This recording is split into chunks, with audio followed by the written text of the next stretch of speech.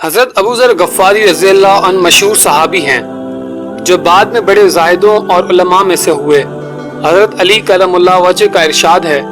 کہ حضرت ابو ذر رضی اللہ عنہ ایسے علم کو حاصل کیے ہوئے ہیں جس سے لوگ عاجز ہیں، مگر انہوں نے اس کو محفوظ کر رکھا ہے۔ جب ان کو حضور اقدس صلی اللہ علیہ وسلم کی نبوت کی پہل خبر پہنچی تو انہوں نے اپنے بھائی کو حالات کی تحقیق کے واسطے مکہ بھیجا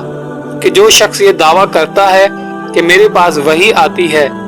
اور آسمان کی خبریں آتی ہیں اور اس کے بعد اس کے حالات معلوم کریں اور اس کے کلام کو غور سے سنیں۔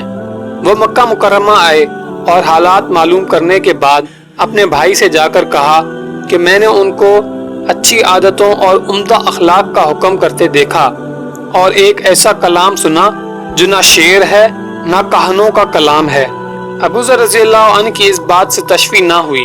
تو خود سامان سفر کیا اور مکہ پہنچے اور سیدھے مسجد الحرام میں گئے۔ حضور صلی اللہ علیہ وسلم کو پہچانتے نہیں تھے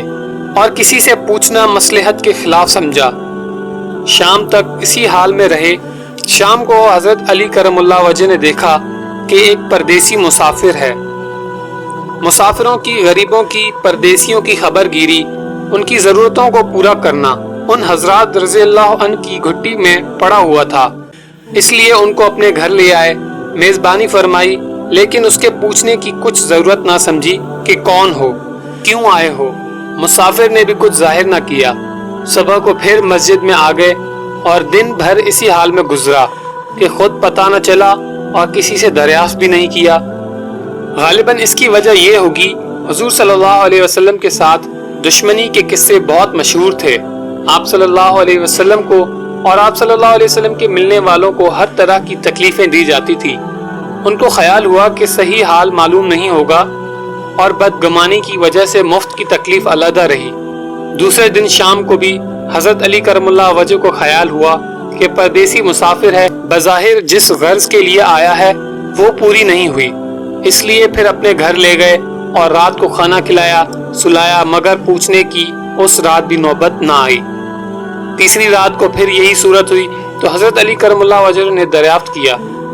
پوچھا کہ تم کس کام سے آئے ہو، کیا غرض ہے؟ تو حضرت ابو ذر رضی اللہ عنہ نے اول ان کو قسم اور عہد دیے اس بات کی کہ وہ صحیح بتائیں۔ اس کے بعد انہوں نے اپنی غرض بتائی۔ حضرت علی کرم اللہ وجہ نے فرمایا کہ وہ بے شک اللہ سبحانہ تعالیٰ کے رسول صلی اللہ علیہ وسلم ہیں، اور صبح کو جب میں جاؤں تو تم میرے ساتھ چلنا، میں وہاں تک پہنچا دوں گا، لیکن مخالفت کا زور ہے، اس لیے راستے میں اگر مجھے کوئی شخص ایسا ملا جس سے میرے ساتھ چلنے کی وجہ سے تم پر کوئی اندیشہ ہو تو میں پیشاب کرنے لگوں گا یا اپنا جوتا درست کرنے لگوں گا، تم سیدھے چلے چلنا، میرے ساتھ ٹھہرنا نہیں، جس کی وجہ سے تمہارا میرے ساتھ ہونا معلوم نہ ہو۔ چنانچہ صبح حضرت علی کے پیچھے پیچھے حضور صلی اللہ علیہ وسلم کی خدمت میں پہنچے، وہاں جا کر بات چیت ہوئی، اسی وقت مسلمان ہو گئے۔ حضور اقدس صلی اللہ علیہ وسلم نے ان کی تکلیف کے خیال سے فرمایا کہ اپنے اسلام کو ابھی ظاہر نہ کرنا، چپکے سے اپنی قوم میں چلے جاؤ، جب ہمارا غلبہ ہو جائے اس وقت چلے آنا۔ انہوں نے عرض کیا، یا رسول اللہ صلی اللہ علیہ وسلم، اس ذات کی قسم جس کے قبضے میں میری جان ہے، اس کلمہ توحید کو ان بے ایمانوں کے بیچ میں چلا کے پڑھوں گا۔ چنانچہ اس وقت مسجد حرام میں تشریف لے گئے اور بلند آواز سے اشہد ان لا الہ الا اللہ و اشہد ان محمد رسول اللہ پڑھا۔ پھر کیا تھا کہ چاروں طرف سے لوگ اٹھے اور اس قدر مارا، زخمی کر دیا، مرنے کے قریب ہو گئے۔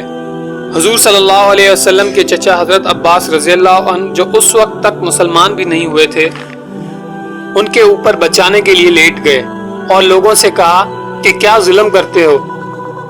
یہ شخص قبیلہ غفار کا ہے اور یہ قبیلہ ملک شام کے راستے میں پڑتا ہے، تمہاری تجارت وغیرہ سب ملک شام کے ساتھ ہے، اگر یہ مر گیا تو شام کا آنا جانا بند ہو جائے گا۔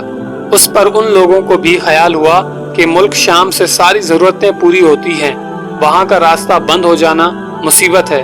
اس لیے ان کو چھوڑ دیا۔ دوسرے دن پھر اسی طرح بلند آواز میں کلمہ پڑھا اور لوگ اس کلمہ کے سننے کی تاب نہ لا سکتے تھے، اس لیے ان پر ٹوٹ پڑے۔ دوسرے دن بھی حضرت عباس رضی اللہ عنہ نے اسی طرح ان کو سمجھایا اور ہٹایا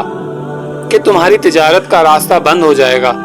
حضور صلی اللہ علیہ وسلم کے اس ارشاد کے باوجود کہ اپنے اسلام کو چھپاؤں، ان کا یہ کام حق کے اظہار کا ولولہ اور غلبہ تھا کہ جب یہ دین حق ہے تو کسی کے باپ کا کیا جا رہا ہے جس سے ڈر کر چھپایا جائے۔ اور حضور صلی اللہ علیہ وسلم کا منع فرمانا شفقت کی وجہ سے تھا کہ ممکن ہے کہ تکالیف کا تحمل نہ ہو،